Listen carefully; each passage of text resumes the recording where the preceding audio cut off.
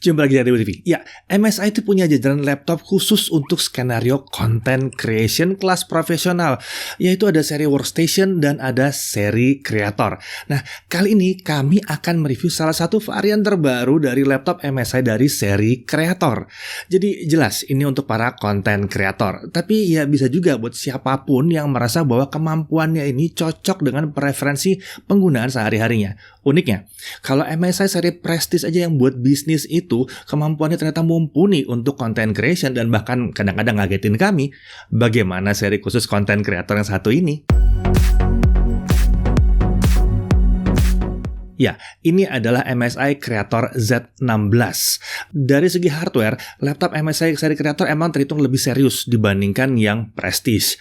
MSI Creator Z16 sudah menggunakan prosesor Intel Core generasi ke-11 atau Intel H45 dan pakai discrete GPU RTX 30 series. Ini beda sama Prestige yang biasanya masih pakai prosesor hemat daya.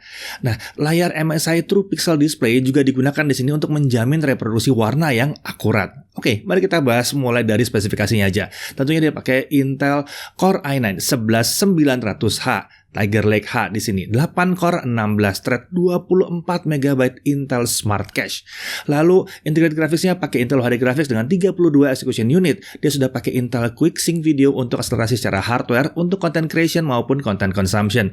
Dan tentunya karena udah 11 Gen, dia udah support akselerasi hardware untuk codec AV1. Untuk memori atau RAM dia pakai 32 GB DDR4 3200 dual channel. Menurut MSI dia bisa di-upgrade sampai dengan 64 GB. Tapi tentunya untuk upgrade kita harus cabut ya yang RAM dual SODIMM-nya itu lalu diganti pakai yang lebih gede. Nah untuk storage 1 TB SSD M.2 NVMe dan pakai jalur PCIe Gen 4x4. Nah ini harusnya kencang ya. Disediakan juga slot M.2 kedua sehingga dapat mengubah storage kita tanpa mengganggu SSD yang pertamanya. Tinggal nambah aja. Cuman sayangnya emang posisi slot RAM dan slot M.2 ini tidak menghadap ke sisi bawah laptop. Jadi ini akan menyulitkan untuk proses upgrade sendiri. Karena motherboardnya harus dilepas dari bodinya supaya bisa diakses. Oke, kita lanjut. Discrete graphics-nya adalah NVIDIA GeForce RTX 3060 laptop GPU. Nah, MSI mengatur nilai TGP-nya atau maximum graphics power-nya ada di 65 watt. Jadi ini mode hemat daya sebetulnya. Ini cukup wajar karena profilnya memang tipis dan seharusnya ini tidak terlalu berefek untuk content creation. Ini akan efek kalau untuk gaming harusnya ya. Kemudian dia menggunakan NVIDIA Studio Driver yang memang sudah diuji dan dioptimalkan untuk skenario content creation. Dan dia juga punya fitur resizable bar yang diklaim dapat meningkatkan performa di skenario gaming pada game tertentu. Ya, ini juga udah aktif di sini ya.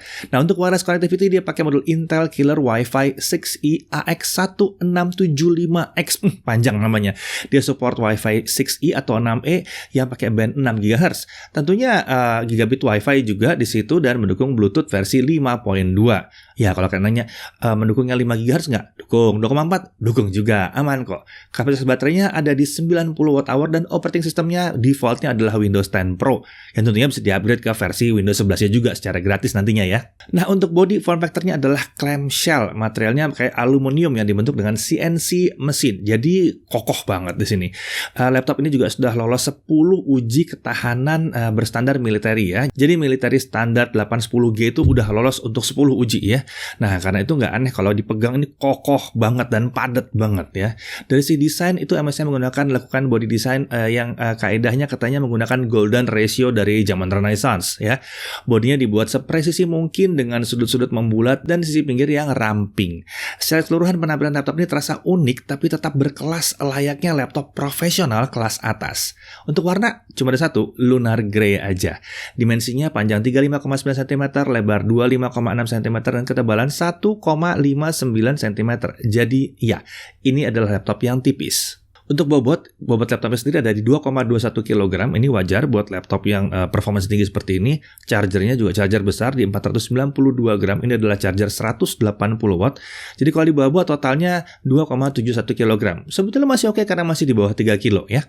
Nah, untuk display. Nah, ini menarik. Karena ini adalah display yang touchscreen. Iya, ini display touchscreen. Ini buat penggunanya dapat dengan mudah menunjukkan karyanya ke klien itu kalau mau presentasi tuh enak banget.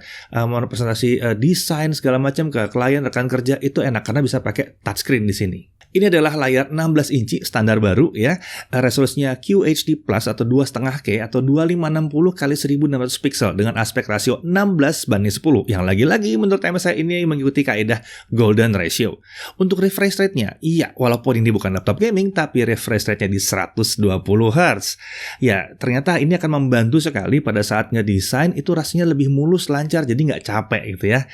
Nah, untuk panel sendiri adalah panel IPS level 100% DCI-P3 dengan delta E di bawah 2. Panel setiap laptop itu sudah dikalibrasi dan diverifikasi keakuratan warnanya mengikuti standar Calman ya. Tentunya ada juga software MSI True Color untuk mengatur profil warna dengan pilihan sRGB, Adobe RGB, DCI-P3, Display P3, Anti-Blue, Office, Movie, dan Customize. Layar ini menggunakan permukaan glossy yang memang wajar untuk jenis touchscreen. Ini membuat layarnya memang memantulkan sedikit bayangan, tapi permukaan seperti ini justru akan membuat warna itu keluarnya tampilnya mantap banget ya. Bingkai layar sudah menggunakan desain yang tipis, sisi paling tipisnya ada di kanan dan kiri, sisi atas tentunya agak tebal karena ada kamera 720p 30 fps di situ. Dan kamera ini juga menyediakan sistem pengenalan biometrik dengan pengenalan wajah. Agar lebih aman, modul kamera ini juga bisa dinonaktifkan menggunakan software MSI Center Pro. Nah, kita beralih ke engselnya. Engsel layar laptop ini bisa diluruskan hingga 180 derajat. Ini membuat pengguna dapat dengan mudah memperlihatkan tampilan lagi-lagi ke klien, ke teman, ke saudara, ke siapapun itu yang butuh lihat bareng konten yang ada di layarnya dia. Nah, dan layar juga bisa diputar 180 derajat dengan cepat dengan menekan tombol F12. Untuk audio dia dilengkapi dengan 4 buah speaker DIN audio dengan arah keluaran suara ke alas laptop. Disediakan software Nahimic untuk mengatur profil suara dan ada equalizer juga. Tapi benar-benar nggak disangka sih, laptop setipis ini suaranya begitu menggelegar dan kualitasnya tuh oke banget. Nah, untuk konektor, di kiri ada satu DC-in, ada satu USB 3.2 Gen 2 10 Gbps, ada satu Thunderbolt 4, ada satu 3,5 mm audio combo jack. Lalu di sebelah kanan ada satu USB 3.2 Gen 2 10 Gbps dan ada satu Thunderbolt 4 lagi dan ada satu microSD card reader. Ya, memang laptop content creation harusnya itu punya konektor Thunderbolt ya. Jadi bisa digunakan untuk nambah eksternal GPU. Wow. Dan karena laptop ini punya 2 Thunderbolt, kita bisa nambahin 2 discrete GPU kalau diperlukan. Oke, kita beralih ke keyboard. Keyboardnya ini pakai keyboard dari produsen peripheral gaming, SteelSeries. Kenal dong SteelSeries ya. Desain dan tata letak tombol ini tidak banyak berbeda dengan tombol keyboard SteelSeries di laptop MSI lainnya. Hanya saja memang ini tanpa tombol numpad. Di sini tombol anak panah punya ukuran yang sama seperti tombol lainnya, jadi nggak dikecilkan, nyaman ya. Sementara pada sisi pinggir kanan disediakan tombol khusus untuk home and page up, page down. Jadi ini memudahkan kalau kalian mau menavigasi. Lucunya, walaupun bukan laptop gaming, fitur perki RGB tetap ada di laptop ini. Aneh ya, kok ada perki RGB? Tentunya warna lampu backlit dapat dibuat putih semua ya kalau mau ya, jadi biar kesannya low profile atau profesional. Nah, untuk mengatur warna dan efek backlit ini semua bisa dilakukan melalui software SteelSeries Engine. Menariknya lagi, saat tombol function ditekan, lampu backlit tombol yang akan terasosiasi dengan tombol function itu akan menyala, jadi memudahkan pengguna menemukan tombol pasangannya. Beralih ke touchpad, ini cenderung center to body, tapi posisinya memang agak bergeser ke arah kanan spacebar. Tapi tenang aja, ngetik masih cukup nyaman walaupun ada kala tangan kanan sedikit masuk ke area touchpad. Dan tentunya touchpad ini sudah pakai Windows Precision Driver. Nah, dari sisi security, selain pengenalan wajah tadi ya, laptop ini juga menyediakan sistem pengamanan biometrik pengenalan sidik jari dengan posisi sensor di pojok kanan bawah keyboard. Oke, kalau untuk cooling system, dia menggunakan pendingin Cooler Boost Trinity Plus. Sistem pendingin laptop ini dilengkapi dengan 5 heat pipe tembaga dan 3 kipas. Wow, mungkin karena tipis kan ya. Ketiga kipas tersebut menghisap udara tidak hanya dari bagian bawah laptop, tapi juga melalui lubang-lubang di sebelah atas keyboard. Nah, untuk pembuangan panas disediakan 4 ventilasi yang mengarah ke samping kanan kiri serta sisi belakang kanan kiri. Oke, sekarang mari kita lihat performanya. Ini tersedia 4 profil performa yang bisa diatur melalui software MSI Center Pro, yaitu ada High Performance. Pada mode ini ada opsi pengaturan kecepatan kipas secara manual. Udah kayak laptop gaming ya. Lalu ada Balance, ada Silent, dan ada Super Battery. Tentunya performa profil ini semua bisa diganti dengan sangat cepat menekan tombol F7 aja. Nah, sekarang mari kita masuk ke Cinebench R15 20 kali loop untuk lihat konsistensinya. Skor tertinggi yang bisa dicapai di mode balance adalah 1618 poin. Sementara itu di mode high performance kita bisa mencapai 2126 poin. Sementara untuk skor yang bisa dipertahankan di mode balance itu adalah di kisaran 1410 sampai 1490 poin, bahkan bisa naik sampai 1500 poin. Sementara di high performance skor itu akan dipertahankan di kisaran 1850 sampai 1890 poin. Cukup tinggi walaupun bukan yang paling tinggi untuk sebuah Core i9. Nah, pada saat Cinebench R15 20 kali loop dijalankan, kita juga cek suhunya. Pada mode balance, suhu prosesor itu mengalami proses naik turun di rentang 85 sampai 95 derajat Celcius. Sementara di high performance dengan kecepatan kipas 100%, suhunya itu akan kurang lebih stabil di 93 sampai 95 derajat Celcius. Tapi perlu diperhatikan ya, bahwa ini terjadi hanya dengan software yang menghajar hanya core prosesor dan dalam jumlah banyak dan demanding sekali. Ini akan sangat jarang terjadi di software yang normal kita pakai sehari-hari, karena biasanya software atau aplikasi untuk video editing atau untuk 3D rendering itu akan bekerja sama antara prosesor dengan GPU untuk mengolah ya. Jadi nggak akan hajar hanya CPU doang. Oke, sementara itu kalau kita pakai baterai, kita lihat bahwa skor yang diperoleh itu bergerak di kisaran 1200 sampai 1350 poin. Ini memang diturunkan ya karena nggak colok ke listrik. Ini wajar untuk sebuah laptop yang performanya tinggi seperti ini. Ya, sekarang mari kita langsung masuk ke aplikasi aja langsung. Blender 2.92 BMW 27 Scene di sini. Untuk CPU rendering, dia semua selesai dalam waktu 3 menit 43 detik. Ini udah cukup kencang. Tapi kalau kita pakai GPU rendering dengan CUDA, pakai RTX 3060 bawaannya, dia selesai dalam waktu 47 detik saja. Kenceng ya? Sebentar, belum. Kalau kalian mainnya 3D animasi, kalian mau pakai external GPU. Nah, kita tancap external GPU RTX 2080 Super dan semua selesai dalam waktu 26 detik saja. Tentunya ini kerjasama ya, antara yang integrated sama yang external GPU-nya. Nah, pada saat kita render dengan Blender ya, pakai GPU rendering, set kipas di 100%, kita lihat bahwa prosesornya itu stabil di 66 sampai 69 derajat Celcius, sementara GPU-nya ada di kisaran 70 sampai 71 derajat Celcius. Tuh kan? Adem, nggak seperti pada saat pakai Cinebench. Oke, kita lanjut ke Adobe Premiere Pro CC 2021. 4K 60 dulu ya, seperti biasa, video yang 2 menit 7 detik. Dengan software Oni, semua selesai dalam waktu 8 menit 42 detik. Bagus tapi kurang menarik. Kalau kita pakai GPU, video 4K 60 ini selesai dirender dalam waktu 2 menit 12 detik. Ya, ingat, ini video 2 menit 7 detik, dirender dalam 2 menit 12 detik, 4K 60 ya. Kalau untuk Full HD 60 fps, video yang sama dirender pakai software itu 3 menit 28 detik, sementara kalau dibantu dengan GPU, ini semua selesai dalam 49 detik saja. Nah, untuk suhu kerjanya di mode high performance, kita lihat bahwa prosesor di kisaran 70 sampai 80 derajat Celcius, sementara GPU hanya di kisaran 60 derajat Celcius saja. Ringan ini kayaknya ya. Kita beralih ke DaVinci Resolve yang versi free, software video editing versi free ini ya. Lagi-lagi video 4K 60 kita jalankan di sini, video yang sama cuma dengan editor yang sedikit berbeda. Nah, semua selesai dirender dalam waktu 4 menit 23 detik. Sementara kalau untuk Full HD 60 itu video selesai dalam waktu 1 menit 24 detik. Nah, untuk suhu kerjanya pada saat 4K video export ini memang sebetulnya DaVinci agak galak ya terhadap prosesor ya. Suhu prosesor tuh sempat lompat sebentar ke 95 derajat Celcius, tapi lalu turun dijaga di 70 derajat Celcius sebelum akhirnya kembali naik ke kisaran 82 derajat Celcius. Sementara GPU dari kisaran 62 sampai 63 derajat Celcius. Ini hal yang menarik di mana biasanya kalau di Cinebench udah nyampe 93-95 konsisten, di sini akan jadi parah banget di 195, bahkan mungkin nyentuh 100.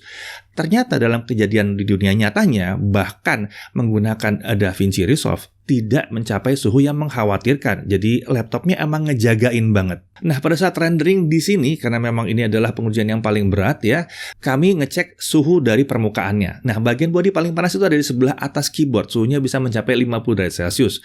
Sementara area keyboard paling panas itu ada di tengah, dengan suhu tombol mencapai 42 derajat Celcius. Untungnya suhu area kanan dan kiri keyboard tetap aman di bawah 40 derajat Celcius.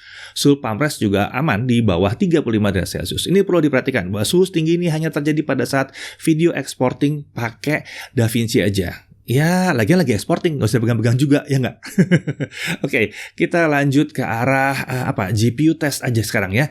GPU sekarang pakai 3D Mark Time Spy Graphics Core. Kita lihat DirectX 12 yang kita pakai settingannya ya. RTX 3060 yang 130 watt itu akan dapat 8.481 poin. Sementara untuk yang satu ini dia dapat 6.634 poin. Perbedaannya sekitar 27%. ya, tapi lagi-lagi ini nanti akan refleksinya di gaming harusnya. Jadi ini adalah kemampuan gamingnya. Oh iya dong, gaming harus bisa. Sebuah laptop seperti ini masa cuma buat kerja doang? Harus have fun juga dong yang pakai.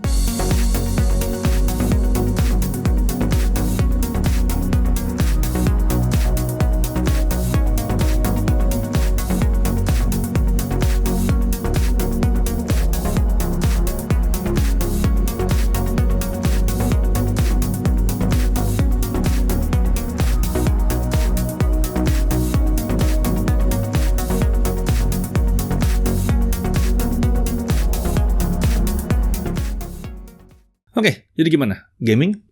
Bisa. Ya, kita lanjut ke storage test. Crystal Disk Mark kita pakai di sini dan kita lihat bahwa kecepatan bacanya atau read-nya ada di 4952 Mbps dengan write di 2408 Mbps. Ya, karena berada hampir 5000 Mbps, ini kelihatan bahwa ini SSD PCIe Gen 4 ya, tapi ini yang generasi pertamanya, yang generasi awal-awal. Karena speed tertingginya di kisaran 5000 Mbps. Cuma tetap aja, ini jauh lebih kencang daripada yang pakai PCIe Gen 3 yang biasanya nyangkut di sekitar 3700 paling kencang. Ini mantap. Nah, mari kita lanjut ke baterai. Dengan setting brightness 50%, volume 25%, kita set di balance mode, resolusi layar di QHD Plus 120 tetap dipertahankan. Kita putar video playback yang seperti biasa yang 1080p itu.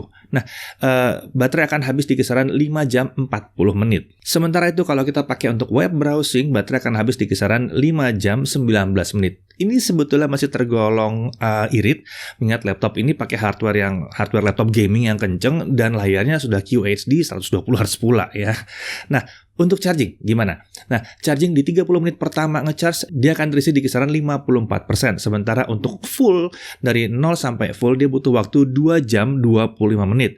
Bukan yang paling hebat, harapan kami di kisaran 2 jam, tapi 2 jam 25 menit masih oke. Paling nggak ya masih kurang dari 2,5 jam. Dan tentunya laptop ini juga dilengkapi dengan fitur untuk memperpanjang umur baterai di software MSI Center Pro. Pilihannya ada AI Charger, ada Best for Mobility, ini ya baterai di-charge sampai 100%.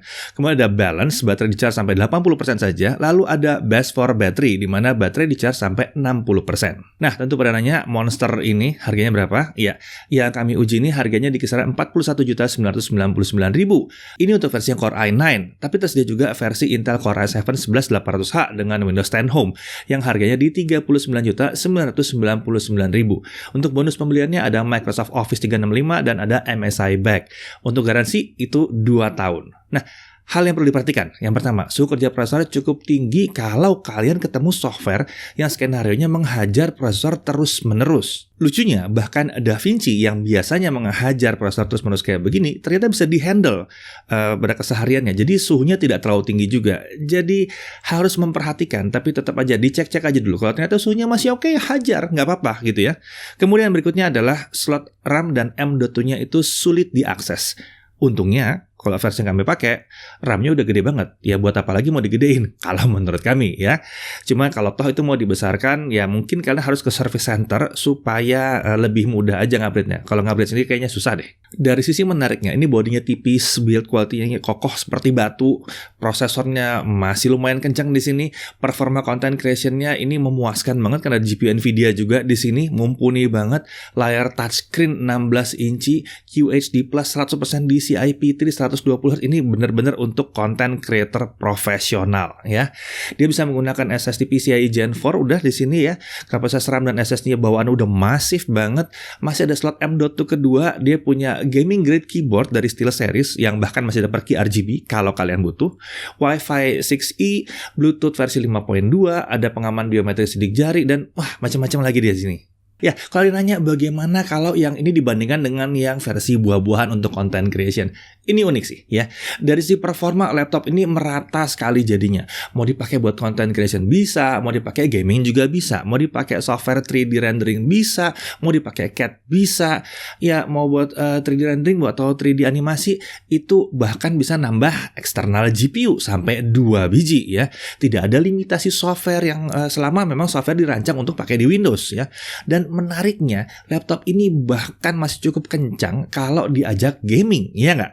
Nah, udah lihat pengujiannya tadi kan? Nah, udah lihat pengujiannya. Jadi masih bisa buat gaming. Tinggal install Steam atau sejenisnya aja, dia udah bisa ngakses beragam game yang tersedia sekarang.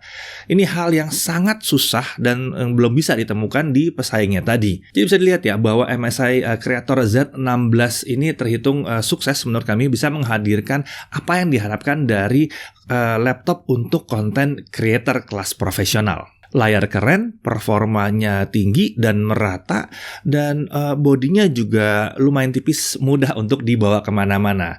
Dibawa untuk meeting dengan klien juga nggak malu-maluin ini ya. Lalu dari sisi harganya, melihat kemampuan yang ditawarkan dan kemungkinan upgrade-nya, ini termasuk dalam kategori yang masuk di akal. Saya Didi Irfan, Jaga TV TV.